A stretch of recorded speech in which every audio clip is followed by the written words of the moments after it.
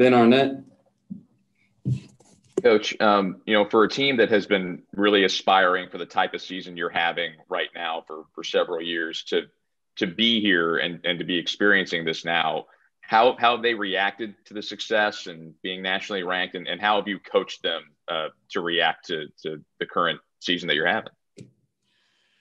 Really just one day at a time. And it's a good place for these guys to be, especially with not having a June and July together.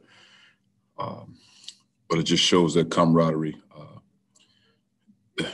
the opportunity that presents itself, but also the bumps in the road that we've had, whether it's injuries, tough losses, not ready to play in games, youth, whatever it is that helps you become a good team. We've been through that, and we've seen it. And so I just think a lot of those lessons, though painful, you learn from them. And it's just basketball. I know it's a high-level game, tomorrow, two talented teams. But, man, you go out there and put forth your best effort and let the chips fall where they may. Gabe? Cuonzo, I know you've said about a few teams they're ranked where they're ranked for a reason. So what makes Tennessee deserving of being the preseason favorite and the top 10 team in the country? Well, I think they have all the parts. Good guard play. They have really good interior play. And not only do the interior guys score, but they try to defend and try to compete, And again, I say try because it's easier said than done, but they try to guard you, try to be physical, do it without fouling, rebound the basketball, run the floor, all the things that you ask from your players. I think they try to exude that. And then when you have your roster returning and you add talented young players who are just as good as guys that are starting, but not only that, with the freshmen, they have a desire to play defense, and I think that has a lot to do with their DNA because you watch them on the grassroots circuit, you see they had a level of toughness to them, but also the culture that's presented there with Rick Barnes' this program that you have to come in, you have to be a part of this, and these are some of the things that we expect of you. So a smooth transition there. Andrew Coffin. Coach, I know it's been a while since you were the head coach of Tennessee, but does it mean anything more to you, especially with this matchup being as big as it is for you to – Not at all. That ball game, when the buzzer sound, move on to the next one. Didn't matter. Cuonzo, what about their size is impressive or presents a challenge? And they block a lot of shots, it looks like, and then just inside, it's tough to score on them. I think they play, really good team defense, good one-on-one defense, and then good team defense. And they put you in situations where you have to be able to make one-on-one plays. And that's what, in most cases, what the defensive teams do. They force you to do things that you're not comfortable with doing, and they play the percentages. And if you're not good at doing that, eventually you might make a play here, you might make one or two plays.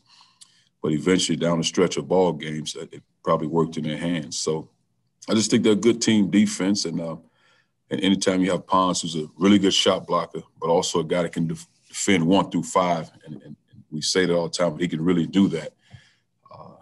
He might not show on the stats, but he covers up a lot of areas for their team with his ability to block a shot, make a play on the defense and assignment. So he does all those things very well. Bennett? Cuonzo, with them being a team that balances the scoring well, too, I think 4 guys averaging double digits. What's the toughest thing about defending them? You have to be good one-on-one defense. Your help side defense has to be great. They have to be in position. But your one-on-one defense first has to be good because they have guys that can make plays off the dribble. So if they're constantly getting in the paint, you can have a lot of problems on your hands because your defense breaks down. And they're big and physical enough, even on the perimeter, to get to the rim and finish against your big guys. So now you help up, and they can dump it off to their big guys and make plays. But your one-on-one defense has to be good first. And then whatever your assignments are as far as stopping what they do, you have to be good at that as well. Eric? Cuonzo, I kind of have the same question Gabe asked you, but about your team. What about your team makes you deserving of the number 12 ranking? And media and the coaches picked you 10th in the preseason poll. You're number 2 in terms of your ranking right now. Why is there that gap there, do you think, too? Well, I think 10 is fair, still in conference play because we hadn't played a conference game yet. So that's still fair. That's where they picked us. But, I mean, to say if we're 12 and to say we earned it, I think we earned it because we if you'd had 50 teams in the top 50, we weren't one of those top 50. So somebody had to pick us to get to this point, and we had to earn our way to get to this point. So I can safely say we earned that part. Now it's the next part of conference play. You still have to do your job there. Colin? Hey, Cuonzo, this Tennessee team hasn't really been tested since those first two games. Are you still scouting the games they're playing against St. Joseph's and Tennessee Tech, or are you going back and looking more at Colorado and Cincinnati?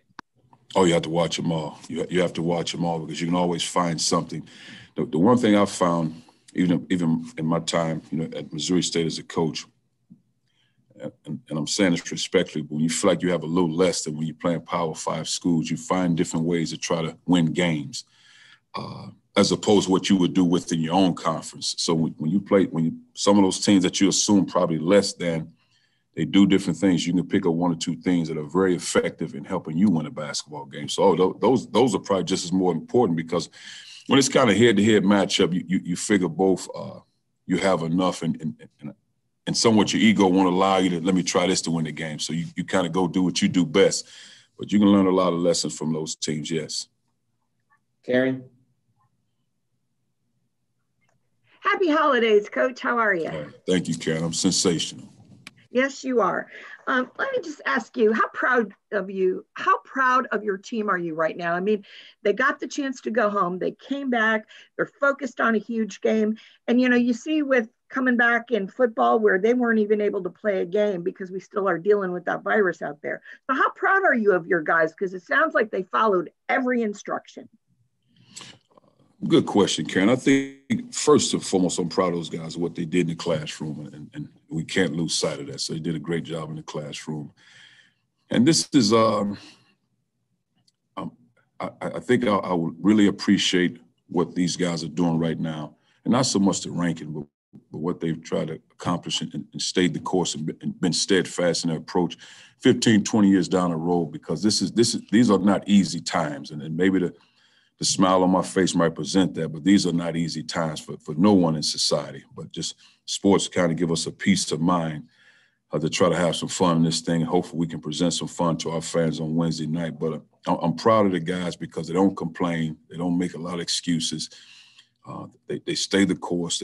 They know life is hard, and they probably heard me say this so much. So they understand life is hard. So this is joy. They presented a scholarship, and some might say, man, I could use a few more dollars, coach. You have all that, but they appreciate what they have, and they don't take that part for granted. And so I'm proud of them for all those things. And again, I think years down the road, I really appreciate these times because again, these are not fun times or good times for anybody. Sweetie? Yeah, Cuonzo, just was wondering, do you feel maybe your team is a little refreshed? I know you guys are coming off a few long layoffs between games, but just a few days to just mentally reset over the holidays? Mentally reset, I think so, but I think you might see some sluggish legs early tomorrow just because both teams have had layoffs, really, especially at holiday layoffs. So you had that. So that first 5 minutes, hopefully it's a beauty, but it could go the other way because just getting your legs up under you, because that's a long time off. You try to duplicate game situations, which is hard to do in practice sometimes. Greg? Cuonzo, I know that there are only so many minutes to go around and the rotations have to be what they are, but what do you hope to see more from guys like Ed and Torrence to get them out on the court? Oh, good question. Really, really fighting hard to get Torrence on the court. And that probably sounds crazy being that I'm the head coach, but just want to see him on that floor. I think Ed is making a tremendous amount of progress, but not quite there yet. But I think Torrence is I'm hopeful he can be on the floor and get in heavy rotations. I've said to him many times we need him out there.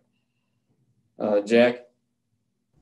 Cuonzo, I know it's been a while since the Bradley game, but what from that film can you kind of take away and kind of like areas of improvement for your team? Well, Jack, the first thing we would take away is that W, so that's what makes you feel good. But, man, it's just, I think with COVID, we had to play the game that day. But it was originally scheduled maybe the 6th, the 9th, somewhere around there. That's not a game you want to play on the 22nd going into the holidays. You can show all the film you want to show to your players about this is a really good team. It's a different kind of game when you're playing against Illinois and Bragg's rights game because the stage sets itself and it's you would say equal opponents, so to speak. And I don't want to be disrespectful to Bradley because I think they're a very good team, but your guys go into that game understanding what it'll be like.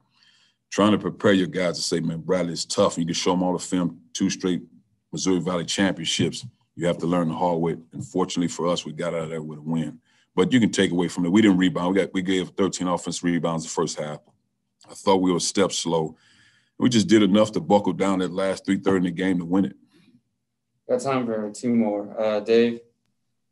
Cuonzo, I know you're not looking at everybody in the league yet and just getting ready for these first couple of games, but just how hard do you think it is to measure who's who in the league this year when some teams have played just a couple games and you guys have played several high majors and others haven't? Is it just impossible to get a read right now? I think so, and it's hard because not only that, when you're talking COVID, hadn't played games, but also the turnaround in our league because probably not every year, but every other year, maybe every 2 years, this league has, when you have so many potential pro prospects, they're in school for a year, they're in school for 2 years, and they're gone. So now you're building a new team. And I think moving forward, you'll probably see that with the one-time transfer. You'll probably see 5, 6 different guys on each roster every year. But it's just hard now because teams haven't played games. I think Georgia might have played 9 games. It might be the most. So, yeah, it's just hard to gauge. And league play is different because everybody knows everybody. And the details have to be at a high level, and we'll see. All right, Gabe? Cuonzo, you've been pretty clear about your affinity for rankings and polls this year, and I'm sure you like to keep up to date with what your fans are angry about on social media. Any thoughts on voters that don't have you in the top 25 at this point?